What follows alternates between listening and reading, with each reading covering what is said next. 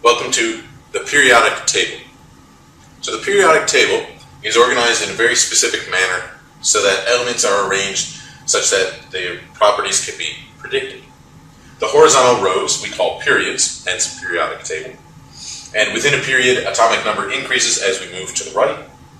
And each element has an atomic number that is 1 higher than the element to the left within that period.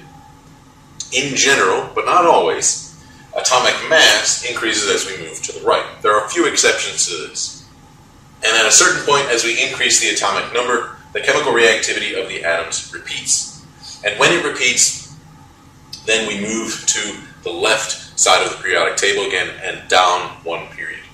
So this idea that the activity is repeating is similar to the octaves of the musical scale, and this octave idea will come back. Again, this idea that elemental characteristics repeat after 8 elements, at least for the first few periods, will be important as we get further in our study of chemistry. At the end of each row, then, this is the right side, is a noble gas, and then the next element starts the next period, and that is an alkali metal. So the next period is 1 row below, but all the way over on the left side is where that next element will be. The elements are arranged in vertical columns as well, called families or groups of elements that behave similarly. They don't have exactly the same properties, but they react similarly. So if we take, say, fluorine, and we take chlorine, those will react to another atom in a similar manner. Not exactly the same, like I said, but similarly. And many periodic tables number the groups. Unfortunately, there are 3 prevalent systems for labeling the groups. The modern IUPAC scheme, note here that IUPAC stands for International Union of Pure and Applied Chemistry. There's the old IUPAC method and the CAS method, where CAS stands for Chemical Abstract Service, and this is a division of the American Chemical Society. So CAS grouping system is mostly seen on periodic tables developed in the US. The old IUPAC method is seen on periodic tables that were generated generally more than 10 or 15 years ago. The modern IUPAC method is, I think, a little bit easier to use, but they all have their benefits and their downsides. So the old IUPAC and CAS systems both use Roman numerals and either an A or B to label groups. Unfortunately, the labels don't totally agree with one another. So in both systems, the first 2 columns are Roman numeral 1A and Roman numeral 1B. And then after that, they can differ. The modern IUPAC system, on the other hand, uses Arabic numerals. So these are the normal numbers that we use in math in order to label the groups. So group 1 is all the way on the left. These are the hydrogen group or the alkaline metals. And group 18 is all the way on the right. And in between, the groups are numbered sequentially from 1 to 18, from left to right. And this is the system that I'm going to use from here on.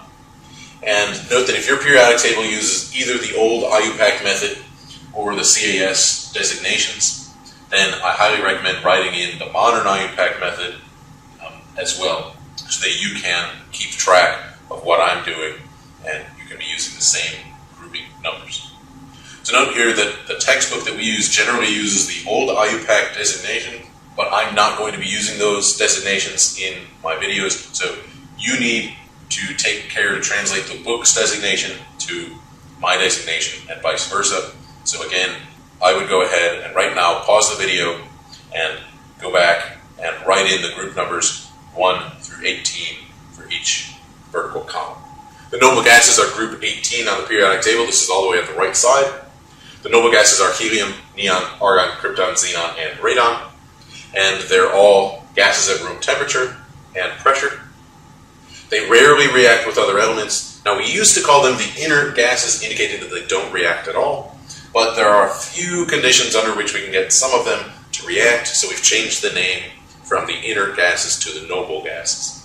Indicating noble, indicating that they're sort of royalty, they're kingly. They don't want to associate with the masses all the other elements. So they're still usually not reacting.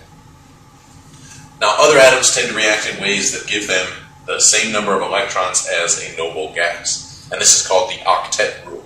Remember what I said about octaves in music? This is where that octave that octet is coming in. So group 1, not including hydrogen, are the elements called the alkaline metals. Remember that hydrogen is a nonmetal. The alkali metals are lithium, sodium, potassium, rubidium, cesium, and francium. And these metals are all rather soft. They're very malleable. You can hammer them flat, change their shape fairly easily. They're shiny, and they react easily with many, many substances. And alkali metals react with water. Some of them will react violently so, and can even react with water vapor in the air. So if you have an alkali metal that you want to not react with the water in the air, you need to keep that metal out of the air. So generally we submerge it in some oil that doesn't allow the water to dissolve. Alkali metals tend to lose an electron to become an ion with a charge of 1+. The group 17 elements, so this is not the last column, but the column before that, so not the noble gases, but the column immediately to the left of that. Group 17 elements are called the halogens. The halogens are fluorine, chlorine, bromine, iodine, and acetylene. Halogens are highly reactive and usually gain an electron to become an ion with a charge of -1. A halogen with a charge of 1- has the same number of electrons as the noble gas to its right, because if the halogen has gained an electron, it now has one more electron, so it has the electron of the element to its right. The element to its right is always a noble gas, and that means it's specially stable. The ions of a halogen are called halide ions. Now, while hydrogen is usually displayed atop group 1 on the periodic table, it doesn't fully fit there, and hydrogen sometimes reacts similar to the alkali metals of group 1, but sometimes it reacts similarly to the halogens of group 17. So you really should consider hydrogen to be in its own group that is a hybrid of groups 1 and 17. The elements in groups 1, 2, and 13 through 18, these are the tall groups. These are called the main group elements. And these are the most common elements dealt with in first-year chemistry classes. There are a few other elements in the remainder of the periodic table that are reasonably common that we're going to talk about. So the elements in groups 3 to 12, these are the shorter groups. These are called the transition metals. And again, there are a few of the elements in here, like iron, copper, gold, silver. Those are relatively common for us to be discussing in a first-year chemistry course, and those are all transition metals. The two horizontal rows at the bottom of the periodic table are called the inner transition metals, and these are composed of the lanthanides and the actinides in the 6th and 7th periods, respectively. The lanthanides are sometimes called the rare earth metals, and some rare earth metals make some fantastic magnets that are used in many applications, including computer hard drives, audio speakers and headphones, motors, and turbine generators. So for predicting behavior of various elements, we can look at the group number, and that will tell us a lot about how that element is likely to react. And you need to memorize this table. So on the top line, we've got the group number, ranging from 1 over to 18. Then we've got the group name. So group 1, except for hydrogen, is the alkaline metals. Group 2 are the alkaline earth metals. Groups 3 through 12 are the transition metals. 17 was the halogens, and 18 are the noble gases. Now group 1, if we have a monoatomic ion, it will have a charge of 1+. Groups 2 will have a charge of 2+. Groups 3 through 12 have a charge that varies, so we can't predict it simply based on the periodic table. Group 13 has a charge of either 3+ or 1+. 14 we're going to skip. Group 15 has a charge of 3-, 16 has a charge of 2-, 17 has a charge of 1-, and the halogens, group 18, have a charge of 0. So note here that we're going from 0, 1+, 2+, 3+, and we go from 0, 1-, 2-, 3-. So you can predict the charge of the representative elements. So remember that the transition metals are not included in the representative elements. You can predict the charge of the representative elements, so groups 1, 2, 13, 15, 16, 17, and 18, based on how far they are from the noble gases. If it's a noble gas, it's going to have a charge of 0. If it's one column to the left, then it's a halogen, it's going to have a charge of 1-. If it's 2 columns to the left, it'll have a charge of 2-. If it's to the right, so that means that it's over here, then it will have a positive charge. If it's one column to the right, then it'll have a +1, two columns is +2, and so on.